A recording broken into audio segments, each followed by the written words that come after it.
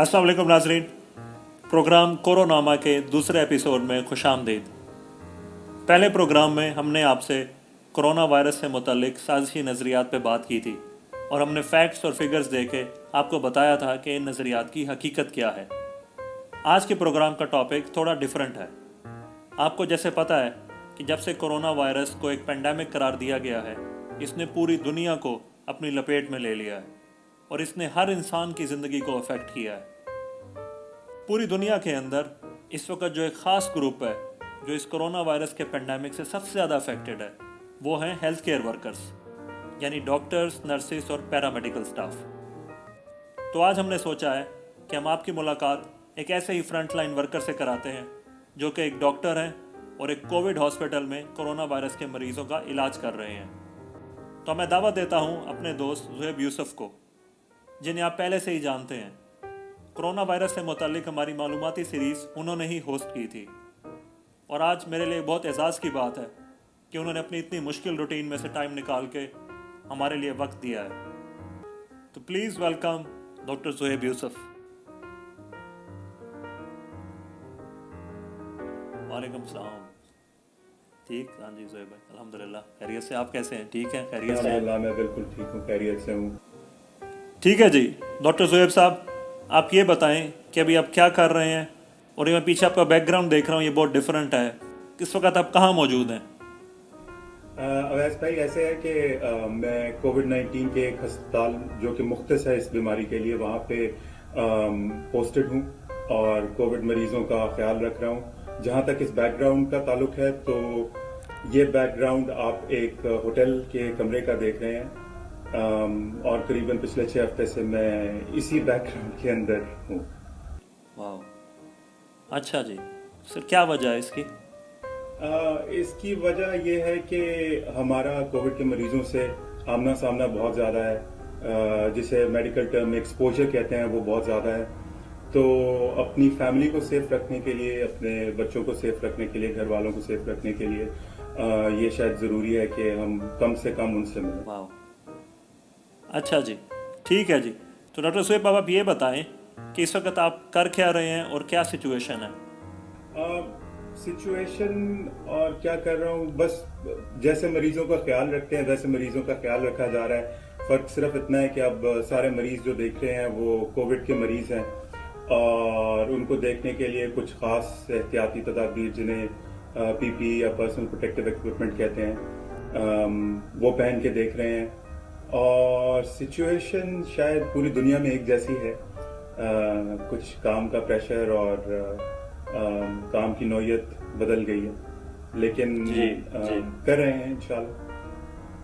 तो आप ये बताएं, जो लोग मेडिकल के फील्ड से ताल्लुक़ नहीं रखते, आप जब पहली दफ़ा कोरोना वायरस कोविड-19 का पेशेंट देखने गए, तो आपकी उस वक्त क्या फीलिंग्स थी? दिल में क्या था, दिमाग में क्या था, क्या चल रहा था? दिल में क्या था, दिमाग में क्या था, ये एक अच्छा सवाल है। देखिए, हमने वो हिपोक्रेटिक ओथ ली हुई है जिसमें अपने से पहले दूसरों का ख्याल रखना। पहले दिन मेडिकल कॉलेज में जाते हुए भी वो ओथ ली थी और आखिरी दिन जिस दिन ग्रेजुएट कह रहे थे, दोबारा हमें वो ओथ याद कराई गई। तो वही कर रहे हैं जो सोच में है, अपने से ज़्यादा दूसरों का ख्याल, अपने से पहले दूसरों का ख्याल रखने की कोशिश कर रहे हैं। और क्या महसूस कर रहा था, इंसान होने के नाते मेरे ख्याल से हर शख्स ही थोड़ा सा, कोई भी शख्स इस तरह से जाए तो पहली दफ़ा यकीनन डरा होगा। तो मैं डरा हुआ था और इस किस्म की बीमारी से पहले सामना नहीं हुआ, तो पहली दफ़ा कुछ झिझक होती है, कुछ डर होता है, तो उसी के साथ गए। लेकिन अल्हम्दुलिल्लाह ठीक है। और वो जो ज़ाती हिफाजती सामान है, वो पहन के क्या क्या फील होता है? ज़्यादा गर्मी लगती है, पसीना आता है, इरिटेशन होती है? ज़ाती हिफाजती सामान, उसमें से कुछ सामान तो ऐसा है जो ग्लव्स और मास्क हम पहले भी इस्तेमाल कर रहे थे, लेकिन जो दौरानिया था उसका शायद 2 से 5 से 10 मिनट ज़्यादा से ज़्यादा इस्तेमाल करना पड़ता था।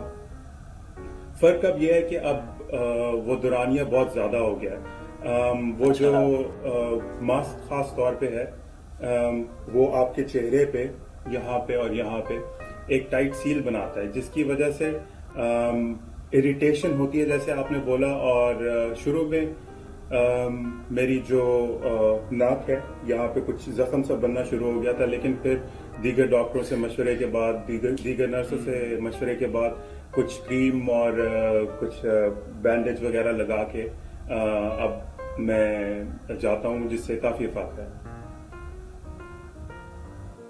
ٹھیک ہے, یہ N95 ماسک کی بات کر رہے ہیں آپ؟ جی بالکل, N95 کی. سرجیکل ماسک سے کسی قسم کی تنگی نہیں, لیکن N95 وہ ماسک ہے جسے پہن کے تھوڑا سانس لینے میں بھی دشواری ہوتی ہے, اور یہی وہ ماسک ہے جو کہ 95% وائرسز اور پارٹیکلز کو فلٹر آؤٹ کر دیتا ہے.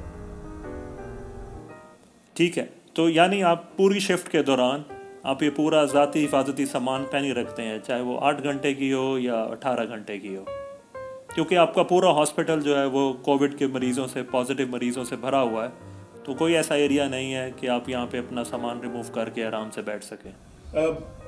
کسی حد تک یہ بات درست ہے, لیکن کچھ ایریاز ایسے ہیں جہاں پہ ہم جاتے ہیں تو سامان پہنتے ہیں, وہ ہمارے کلین ایریاز ہیں, اور سامان کو ریموو کرتے ہیں وہ ہمارے وہ ایریاز ہیں جہاں پہ مریض نہیں ہیں, وہاں پہ آپ اس کے بغیر پھر سکتے ہیں, لیکن سرجیکل ماسک ایڈوائزڈ ہے ان جگہوں پہ. لیکن بہرحال جیسے آپ نے کہا وہ سارے ایریاز جہاں پہ مریض ہیں وہاں پہ ہمیں پہن کے ہی جانا پڑتا ہے. ٹھیک ہے ڈاکٹر زہیب, تو پھر آپ یہ بتائیں کہ جیسے کرونا وائرس کی خبریں پوری دنیا میں گردش کر رہی ہیں اور اس کے مریضوں کی تعداد بھی روز بروز بڑھتی جا رہی ہے, اس ساری سچویشن میں ایز اے ڈاکٹر آپ کی پروفیشنل لائف کیسے افیکٹ ہوئی ہے؟ قریشی بھائی, ایک تو جیسے میں پہلے کہا کہ کام کی نوعیت اور کام کا بوجھ کچھ بدل گیا ہے, کچھ زیادہ ہو گیا ہے, اور اس کی وجہ سے ذہنی دباؤ جو ہے اور جسمانی تھکن وہ بھی کچھ زیادہ ہو گئی ہے. لیکن میرے پرسنل خیال میرا یہ ہے کہ جیسے ہر پیشے کا ایک ماہر ہوتا ہے اور اس کی ایک پیشہ ورانہ رائے ہوتی ہے, ایک سول انجینئر کسی برج کو, پل کو دیکھتا ہے تو اس کے بارے میں ایک خاص رائے قائم کرتا ہے دیکھتے ہی. ایک جج شاید ایک کیس کو سنتا ہے تو سنتے ساتھ ہی ایک خاص رائے قائم ہو جاتی ہے جو شاید آخر تک رہتی ہے. ڈاکٹر بھی اسی طرح سے اپنے مریض کو جب پہلی دفعہ دیکھتا ہے تو ایک خاص رائے اس کے ذہن میں قائم ہو جاتی ہے. اسے ہم عرف عام آئی بال ٹیسٹ کہتے ہیں. کورونا وائرس میں جو چیز میں نے محسوس کی ہے وہ یہ ہے کہ یہ جو آئی بال ٹیسٹ ہے, آئی بال ٹیسٹ چھوڑیے کوئی بھی ٹیسٹ یہ کام نہیں کر رہا. اس سے مراد میری یہ ہے کہ ایک صحت مند انسان منٹوں میں آپ کے ہاتھوں سے نکل جاتا ہے اور آپ کچھ کر نہیں پاتے, اور اس سے ہونے والے ذہنی صدمے کے بارے میں آپ خود ہی سوچیے. ہاں جی, بالکل صحیح ہے, بالکل. تو دیکھیں نا, جس طرح مریضوں کی تعداد بڑھ رہی ہے تو ہر ڈاکٹر کے ذمے جو ہیں اب پہلے سے زیادہ مریض ہیں, تقریباً 2 گنا مریض ہر ڈاکٹر ٹریٹ کر رہا ہے. دوسری بات یہ ہے کہ یہ بیماری, اس کا پرابلم یہ ہے کہ ہم اسے صحیح طرح سمجھ نہیں پا رہے کہ یہ پھیلتی کیسے ہے, اس کا ٹریٹمنٹ کیا ہے. تو پروفیشنل لیول پہ یہ سارے مسائل ہیں کہ آپ ایک ایسے اینیمی سے ڈیل کر رہے ہیں جس کے بارے میں آپ کو بہت کم معلومات ہیں. تو اس ساری سچویشن میں یہ بات بالکل صحیح ہے کہ آپ کو سٹریس ہوگی, انزائٹی ہوگی, کیونکہ فیئر آف دی ان نون ہمیشہ یہاں پہ رہے گا. ٹھیک ہے ڈاکٹر زہیب, اب آپ یہ بتائیں کہ یہ تو ہوگی پروفیشنل لائف, اب آپ کی ذاتی زندگی کیسے افیکٹ ہو رہی ہے, آپ کی مینٹل ہیلتھ, اس پہ کیا اثرات آپ کو نظر آ رہے ہیں؟ حالانکہ ابھی اٹس ٹو ارلی, ابھی یہ پینڈیمک ہمارے ساتھ چلے گا اور ہمیں نہیں پتا کہ دوبارہ بھی آئے گا کہ نہیں, موسٹ پرابلی دوبارہ آئے گا. تو ابھی کیا صورتحال ہے, آپ کو کیا ڈفرینس فیل ہو رہا ہے اپنی پرسنل لائف میں؟ قریشی بھائی, پرسنل لائف کی بات کرتا ہوں تو 6 ہفتے سے گھر والوں سے کچھ دوری ہے. اس کے علاوہ رمضان کا مہینہ ہے, ہر کسی کی خواہش ہوتی ہے کہ گھر والوں کے ساتھ بیٹھے, افطار کرے, 2 پکوڑے کھا لے, کچھ بات چیت کرے, مگر یہ سب ممکن نہیں, کہیں ایکسپوز نہ ہو جائیں, یہ خوف لگا رہتا ہے. اسی بات سے اگر میں کچھ آگے بات چلاؤں تو مجھے لگتا ہے, میرا یہ پرسنل اوپینین ہے کہ جیسے ہم دباؤ کی بات کر رہے ہیں تو PTSD کے بارے میں کچھ میرے ذہن میں ہے, وہ یہ کہ post traumatic stress dis order. بالکل, جو ذہنی صدمے سے جنم لینے والی ایک بیماری ہے. یہ زندگی کے ہر پہلو پہ اثر انداز ہوتی ہے, اور اس عارضے میں مبتلا جو بھی شخص ہوتا ہے وہ بالکل معذور ہو کے رہ جاتا ہے. تو میری رائے میں شاید ایک پوری ڈاکٹرز کی جو جنریشن ہے وہ اس کا شکار ہو جائے. ساری دنیا میں. جی مجھے یہ لگتا ہے, میری ذاتی رائے ہے کہ شاید ایسا ہو جائے. بالکل صحیح ہے. نہیں, میں خود بھی اس بات سے ایگری کرتا ہوں, کیونکہ یہ وہ چیز ہے جس کے بارے میں ہمیں کبھی ٹریننگ نہیں ملی. ہم اس چیز کے لیے تیار نہیں تھے. ہم کیا مطلب گورنمنٹ تیار نہیں ہے, ہیلتھ کیئر سسٹمز تیار نہیں ہے.